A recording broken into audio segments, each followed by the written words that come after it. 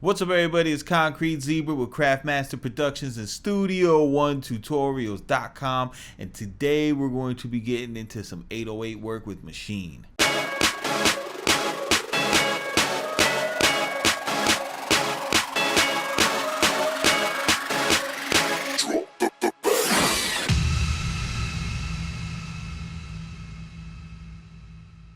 What's up, everybody? It's Concrete Zebra with Craftmaster Productions. Make trap great again. We are going to be looking into Maschine. We're going to be showing the power of the stock plugins, working with 808s, and they are powerful. First, I want to just mention, if you guys are Maschine people and you haven't been by Studio1Tutorials.com because you think it's just Studio One, we have an excellent buy sound sections where we have drums, different synth presets, and new MIDI loops. This one is going to be showcasing the Future MIDI drums. It is based on Future's new album, self-titled, and it is 15 MIDI loops, 8-bar drum loops that are broken down into the different stems. They are based off of 15 tracks on the album, and the reason why it is so great is because the Future's new album is he's definitely chosen really a litany of rhythms that go from average trap to, you know, syncopated kicks that you mostly find in boom bap tracks, but they're doing it in trap tempos,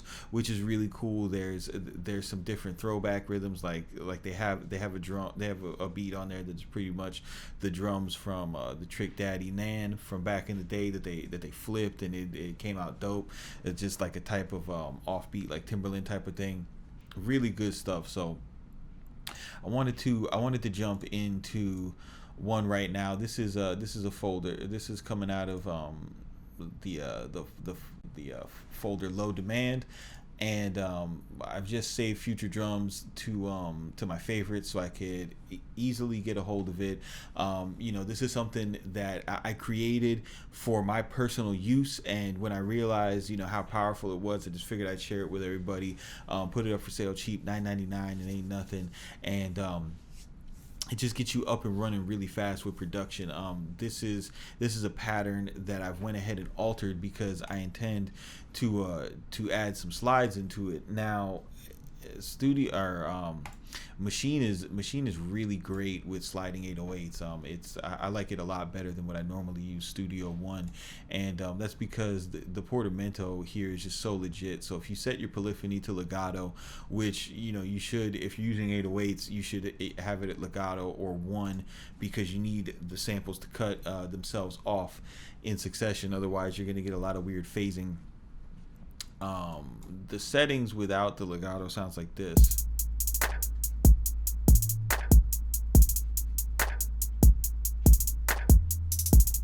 Now, I've chosen an 808 that doesn't have a lot of high harmonic content, so we're going to add that in a second.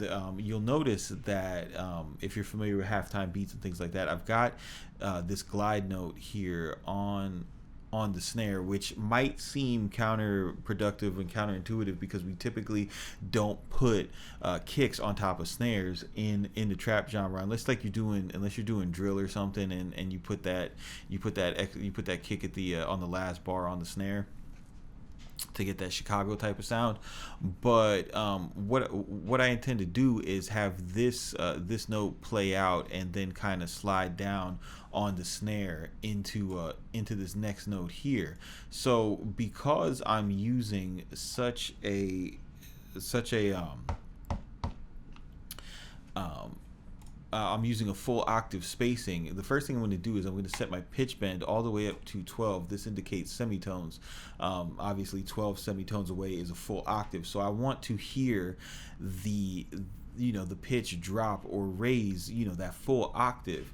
And I'm going to set it to like a fast glide, like 0.44 seconds, and see what that sounds like.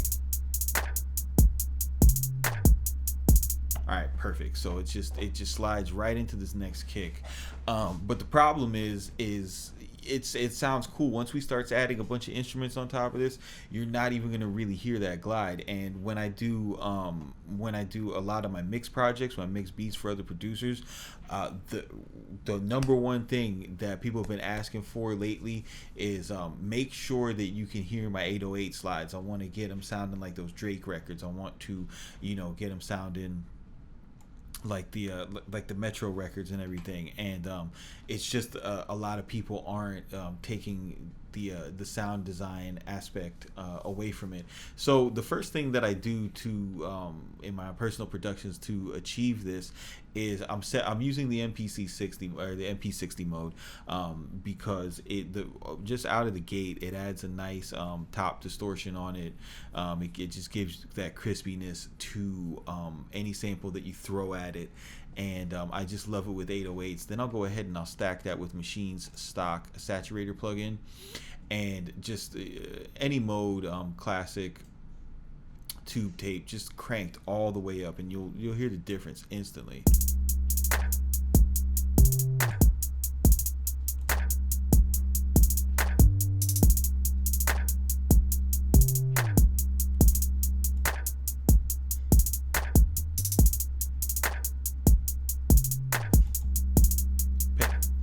Pay attention to the slide.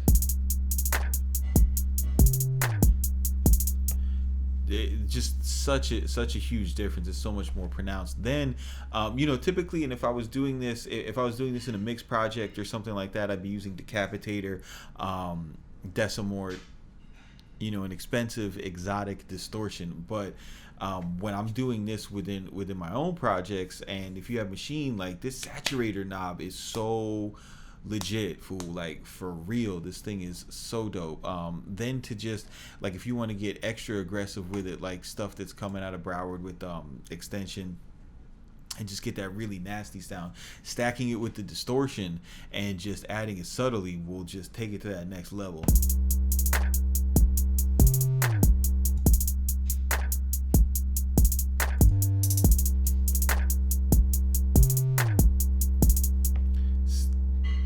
So now you've got that really nasty, really pronounced sub sound. But when something that I notice when I get mixes that people kind of neglect, maybe they just don't know, or they're not paying attention to it, or their ears aren't trained to listen to it, all that is fine.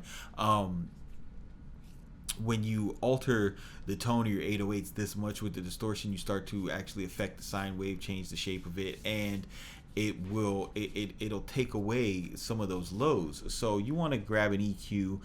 You can use a stock EQ. As a matter of fact, let's go ahead and use the stock EQ. Let's switch this enhanced EQ out to just the regular EQ, and we'll go ahead and just find. See, this 808 is at 53 hertz. But we're in C, so we'll put it up around. You want to kind of get close to the root note. Find a frequency chart, and this will help you out a lot. And then find the octave that you're in, and correlate it with the root note of your track. And this will make a decent difference when you're EQing all this. And we'll just bump this up a couple dBs to kind of compensate for what we lost in the lows.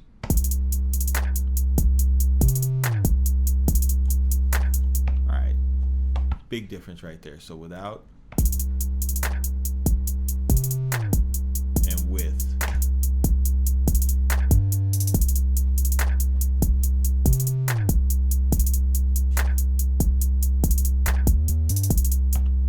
So instantly, using a quality MIDI pack to start with, and then with with just a simple 3 plug-in chain that's stock inside your Maschine software already, you get instantly an industry standard big bad loud 808. It's just a question of knowing the processing and not being afraid to experiment and just stack that saturator and distortion up just to get a really fat nasty sound. So this is Concrete Zebra with Craftmaster Productions. Don't forget to stop by studio1tutorials.com, pass by the Buy Sounds tab, get a copy of Future MIDI drum loops.